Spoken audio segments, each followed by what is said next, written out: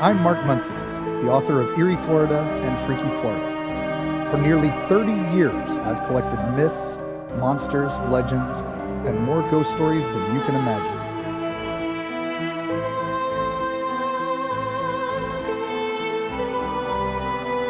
Join me as we journey to some of the spookiest and craziest places on Earth that might just be in your own backyard.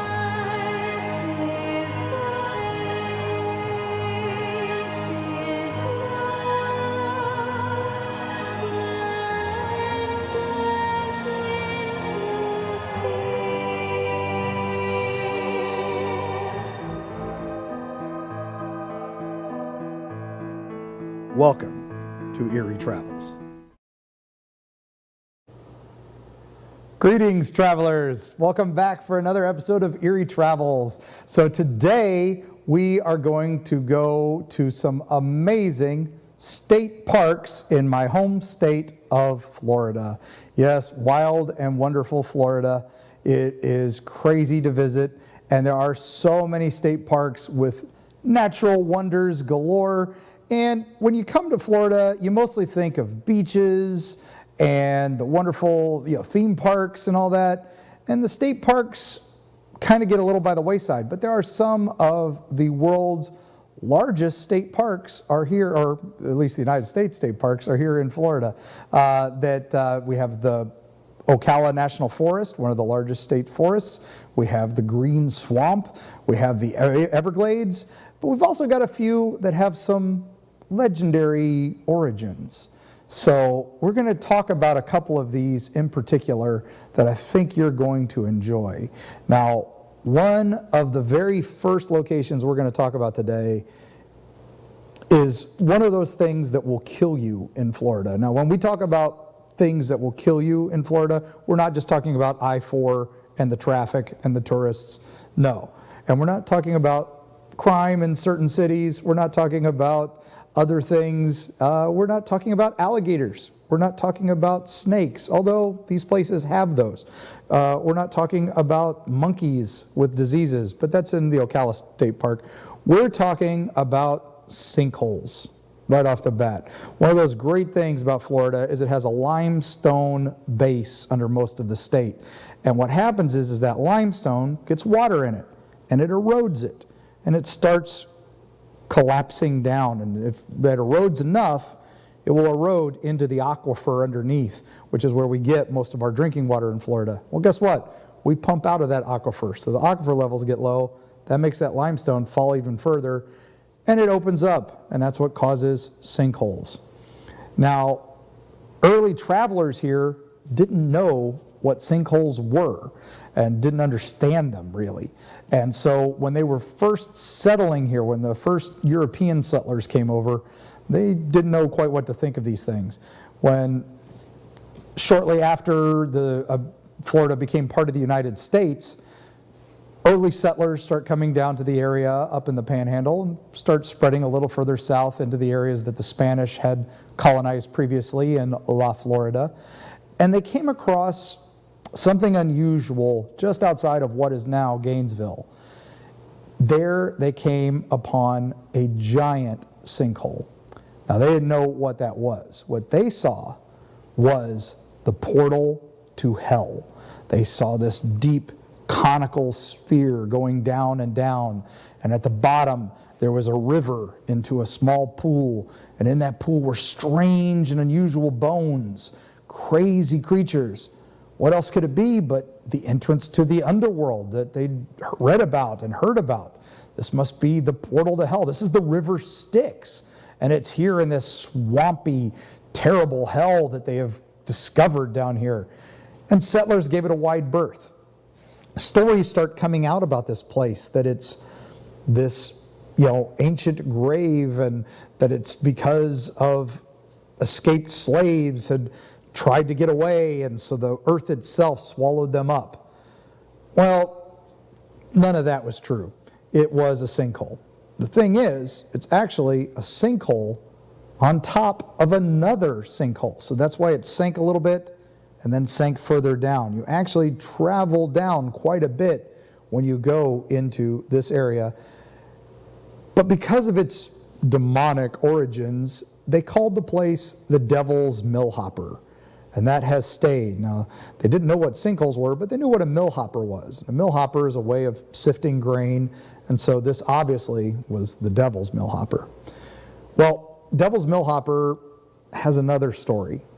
It actually goes back even further to the Native Americans of the area.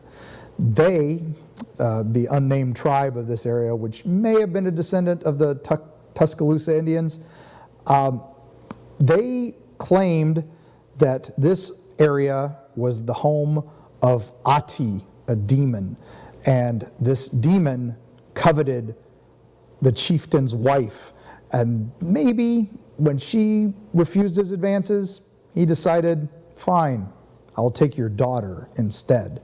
So Tate disguised himself as an old squaw and snuck into the tribe, and he went to the chieftain's young daughter and said, you must come with me. You are needed. We have need of your services. You must come help your father. So she ran off with the old lady. But shortly after, she realized the old lady was Tate, the demon that was seeking their power. And so she resisted, but he put her into a deep sleep. Well, when the chieftain awoke and saw that his daughter was missing, he knew what had happened. And so he roused his men, 1,000 men strong, all the warriors from his tribe and the neighboring tribes that he could allocate and get to go chase this demon. They followed him along the banks of the nearby river, and as they marched along, Tate summoned a great serpent or a great alligator, depending on the tale, to fight the men and destroy the men. The great alligator was finally defeated when the chieftain managed to fell a giant oak tree and have his men carve it into a great spear, and then they drove it into the gator's mouth. Well, they went a little further, and there they found Tate in his resting place with the daughter, still asleep. And Tate decided, I will finish you off myself. And he too turned himself into a great alligator, and he sank the ground beneath them, opening his mouth at the bottom as the men fell into his open maw. The chieftain didn't know what to do. He could not find weapons that would pierce the alligator's hide. They threw their addles, which are a spear, and they just could not strike at the creature. Tate had defeated them. But the princess woke up, and she saw what was going on. And she was able to grab one of the atolls that had been thrown, and she used that spear to strike back at the demon Tate and slay him. He returned to his demonic form and then back to his form of a fallen warrior who had given up his soul to become the great demon Tate. The men were lost. Countless hundreds of warriors died. The chieftain and the daughter cried at the top of this great pit, for they knew their tribes were lost. So many had died, they would never be able to regain a tenth of their strength. Their tears are supposedly the waterfalls that fall into this pit, into this sinkhole. Now, as you can see, when you go visit the Devil's Millhopper, you can climb down and down these stairs into this sinkhole. You go through 3 atmospheres as you go down this, as though you were scuba diving. The upper area ecozone is actually Florida scrubland. When you go a little further down, you are actually into tropical climate. And by the time you get to the bottom, you're actually in tropical rainforest. Now, what's amazing about this is when you walk up to it, you do see these bushes, and that's actually the tops of these giant trees. Now, the waterfalls going down, there's several that come down here, and when we were here just recently, it was right after the early spring rains that had caused so much flooding up in the Panhandle. Well, that's why the waters were as high as they are. Normally, the water is a little lower than this. Now, over to the left, where I'm looking at this point, there used to be a bridge out there, but it got destroyed by Hurricane Irma and has not been replaced. They replaced it with this structure that we were walking down here, and this is as far as you go down now. Now over on the right there, you'll see another waterfall, but during the 1950s and 60s, they used to actually have students from nearby college would come by and they would actually slide down there. They made water slides into this pit down here for just fun and giggles. It was put to the end when the state picked up the land to protect it, and it was made into a state park, which you can now visit. And lots of people love going there, especially fitness enthusiasts, because where else are you going to get a good workout by going up and down these stairs? It takes you a good 5-10 minutes to make it up and down this pit. And as you can see, it has been recently refitted so that the walkway will survive any future storms. It's also been fenced off so that some of the smaller animals aren't going to get up there onto those steps and hurt themselves. Now there are several miles of trails around this, and this is just outside of downtown Gainesville. So an amazing place with an amazing name. Was it made by the devil? Well, we still don't know the origins of the sinkholes that much, but something happened. But it is still one of those places, when you go to Gainesville, you've got to check it out. It's an incredible location. Now, the Devil's Millhopper story doesn't quite end there. The story itself has several ghost stories involved, including one of a park ranger from the early days who died falling into Devil's Millhopper. And he supposedly is still seen there guiding tourists down to the steps. Now, what's cool about this story is he is wearing an older park ranger uniform that is just something unusual. Now, the bones down there that they did discover and were able to salvage after a short time were dinosaur bones, and many of them are available on display at the Gainesville Museum of Natural History. And they have some of the most intact dinosaur skeletons in Florida, let alone in the southeast United States, that were found there. They also found several dinosaur footprints that are still preserved, thankfully weren't destroyed. Sadly though, because it was wide open for so long and people were sliding down the hills, and we don't know exactly what all was lost to antiquity there. We don't know how many bones were taken by early settlers and other things, but we do know the land was kind of avoided because it had that name, so we do think a lot more of it survived than probably initially would have, thanks to a nice scary legend and a little demonic influence. Well, our next location that we visit is up on Florida's Forgotten Coast. It's over on the Gulf Coast, and it's just a little north of Apalachicola, and this area is called Tate's Hell. Another great name. We went from the devil, and now we're going into hell. Tate's Hell is named for an area just north of Apalachicola, and it's a man named C.B. Tate was raised in this area, and his family had a farm out here in this Florida scrubland, and they were just getting by. And the father made a deal with a Native American, a medicine man. And this medicine man said, if you give me 1 pig a year, I will make your land fertile, and you will still be able to raise and grow things here. And so he did. And every year, they gave a pig to that medicine man. And every year, the lands prospered. Well, one year, C.B. Tate's father decided, I'm done with this. I'm not giving you any more pigs. I'm tired of it. We're doing fine. You're just conning us out of a pig every year. Well, the medicine man said, your protection is gone now. The very next month, C.B. Tate's father died of illness. His mother died 6 months later. C.B. Tate didn't know what to do, so he sent away for a mail order bride. that she could help take care of the farm with him because he couldn't take care of it all by himself. She arrived and she helped a little while, but the problem was she was Jewish and was not allowed to eat the pork of the pigs, which were the only things still growing on this land.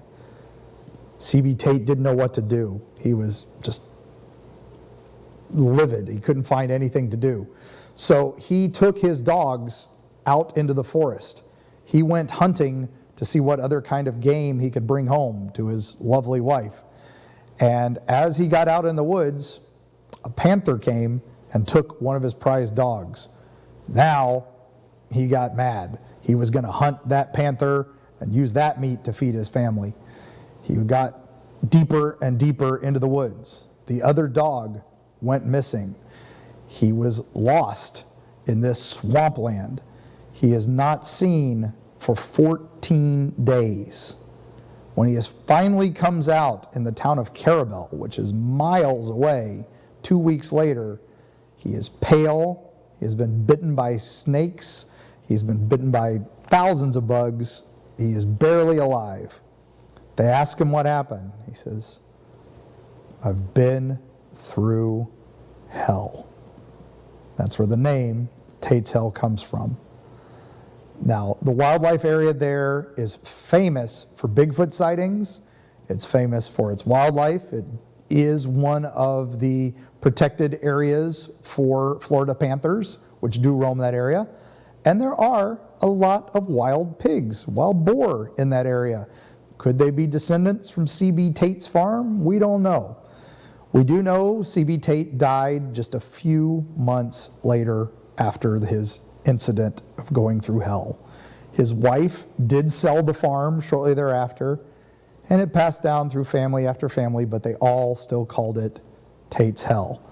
Now, famously, during one of our wonderful hurricanes that hit the area, just outside of Tate's Hell is a hotel called the Carabel Inn, and that's right where C.B. Tate came out of the park, which was not a park at that time, it was a forest. But that hotel infamously was hit during Hurricane Alberta, and the town of Carabel was flooded, and all the people in the town ran to this hotel for safety. Supposedly, they locked the doors and wouldn't let anyone in. So the ghosts of the people washed away by the Carabel Inn are seen surrounding the area of Tate's Hell's entrance to Carabel. C.B. Tate's ghost is seen often in Tate's Hell, wandering the woods, calling out for his dogs, possibly looking for Florida panthers. Now, there are several missing persons cases tied to Tate's Hell that have never been solved. Hikers have gone out there and never come back. There is no cell signal in Tate's Hell. There is very little that you can do there. So when you go out there, prepare yourself. Drink lots of water, bring lots of supplies that you would need, and just in case you get a little off the beaten path, make sure you download your maps early, or bring a physical map, even better. Now, when you go to Apalachicola and you go to Tate's Hell, there are a couple places that are must visits for paranormal people and enthusiasts, and one of those is the Orman House. So let's talk a little bit about that, and I think I have some video I'll show you first. So this is the Orman House in Apalachicola, on what they call Florida's Forgotten Coast, and it has this beautiful commanding view of the valley and out onto the water. Was fought over many a time in the Civil War, even pirates and everything. So a lot of history out here, and people tend to forget Apalachicola, but beautiful commanding view of this amazing house. And it's survived hurricanes and pirates and battles. It's just an amazing place. Now, the Orman House is about to be closed. They're about to do some serious renovations here. Now, the Orman House was built in 1838 by the Orman family, and Thomas Orman built it. And he brought cedar key and Apalachicola onto the map. He made them the cotton exporting, capital of the area. And he had several dozen slaves there. And the house, infamously during the Civil War, took a cannonball from the nearby water. Some Union ship took a cannonball through its roof. The Orman House itself was owned by the Orman family all the way up until 1994. In the 1970s, it was reportedly in a state of ruin, but it has been restored, as you can see, by the Historical Society. The well out behind it has a ghost story. Now, this well supposedly is seen dark shapes gathering around it and marching into the house at various hours of the night. Now, this shack here is the slave quarters, and also spirits are seen around there. Supposedly 20 to 30 slaves in that small little shack. Can't imagine. The house itself has been refurnished and has been restored with lots of great antiques. There are several spirits seen in this house. Supposedly Thomas Orman himself, one of his wives, and possibly some of the slaves. Now, the dark figures seen here have been described as shadow people, according to paranormal witnesses and paranormal investigators. They don't consider these active spirits sometimes. They think there's some sort of other dark negative energy that seems to be taking human form. They are definitely not residual hauntings.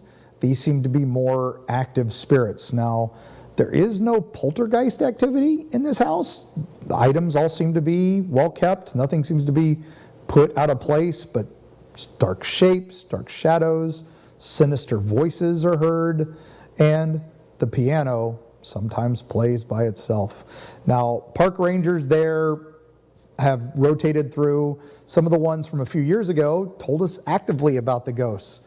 The current ones are excited to see some new activity, but have not seen anything yet. Although one of the older park rangers there, when we were there recently, told us about seeing the spirit out by the well. There's also a little garden out back where she says she was here alone late one night, and she heard footsteps in the garden path behind her, but when she turned around, no one was there. And the house itself is an amazing marvel. It is an old Victorian with a little bit of Grecian influences. It's got these amazing columns. It's got wonderful place to visit. And you're right outside Apalachicola, which has tons of ghostly buildings. There's the Gibson Inn. There's also the Riverside Inn. There's also a noted haunted location called the Old Fish Shack. These are just great ghost stories. But when you're in the Orman House, take a look at some of their collection. Some of their items come from some of the most unique people in Florida history. They have one hat right there that's from one of the first governors of Florida. This governor was famous because he rode into St. Augustine on a chariot pulled by alligators. Now, I don't think you can get more Florida man than that. No wonder he was elected governor. Now, what was also fun about this governor is that he also was a wanted man who had shot the postmaster as he left office as governor. The charges were dropped, and he was able to maintain his office as governor of Florida. Now, this is all in Apalachicola, and you can't miss it. This is just an amazing little town. And definitely, if you're going out to the forests of Tate's Hell, like I said, pack yourself right. If you're going to visit the Orman House, call ahead. They are closing soon for renovations. They will be closed for 8 months here in 2022. And that should be starting anytime soon as they get all the permits and ready to start. So get out there as fast as you can. Now, you can still support them by visiting the Orman House website and donate for the cause. Now, that'll also help for future renovations and to keep that amazing place open. Now, if you want to do a paranormal investigation there, they do offer ghost tours 3 times a year, usually in the fall, hopefully the renovations will be done in time and you can book ahead. Now, Tate's Hell, we do recommend you register before you go out into the park to protect yourselves. Devil's Millhopper, you can go visit as it's open sunrise to sunset every day. And you can go visit any of the trails at any time. It is free and it's just an amazing place to visit. Now, when you go visit your state parks, be careful of the wildlife. There are several species of dangerous snakes in the area. There are also panthers, there are also bears, and of course, we've got our wonderful skunk apes that, populate a lot of the area. We'll be talking to skunk ape experts on a future episode. But while you're there, also just notice Florida's amazing beauty, the wildness, the incredibleness that's out there. You're away from the theme parks. You're away from the beaches. Just enjoy Florida. But be mindful of the mosquitoes and the bugs. And if you'd like to learn more about us, you can read about Devil's Millhopper in our book, Freaky Florida. You can read about the Orman House and Tate's Hell in our book, Creepy Florida. And you can follow us at eerieflorida.com or eerietravels.com. And you can also reach out to me if you're going to visit any of these places and you'd like some last minute tips, mark at eerieflorida.com. And I'm going to leave you with just a little more information. So when you go into these dark places and you're out there and you don't know what's around that corner, when you don't know what's behind that brush that's making the noise, you don't know if you heard that strange thing, was that a call? Was that something unusual? It's Florida. It could be just about anything. So stay safe, enjoy your travels, and above all else, take wonderful pictures and leave only footprints. And we will see you on the other side. I tried.